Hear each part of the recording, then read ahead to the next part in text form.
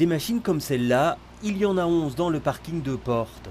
Ce sont elles qui, grâce à un processus d'ionisation, captent une partie des particules fines rejetées par les véhicules qui circulent dans le parking. On voit une réduction donc de 70% des particules, une réduction entre 40 et 50% des fines particules et de 20% de réduction des ultra fines particules.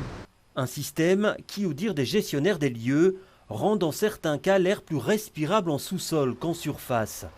L'investissement est conséquent, 550 000 €, rien que pour l'installation du parking de Portes. Notre objectif est de les placer dans les parkings qui se trouvent soit dans des cuvettes, soit dans des parkings situés dans des canyons urbains où l'air, là aussi, est plus mauvais.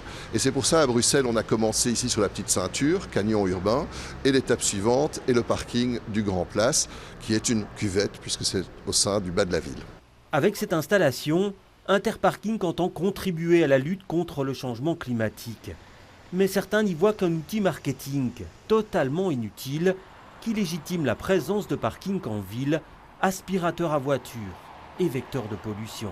On attire les voitures, mais on purifie l'air dans une zone par ailleurs où l'air n'a pas spécialement besoin d'être purifié, puisque les gens ne s'attardent en général pas dans les parkings, à part pour les petits fours, évidemment, de l'inauguration aujourd'hui, mais en général, on ne fait qu'y passer.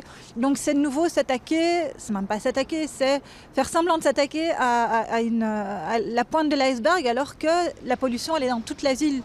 Des critiques qui n'empêcheront pas Interparking d'étendre ce système. Il sera installé dès cette année dans le parking Grand Place.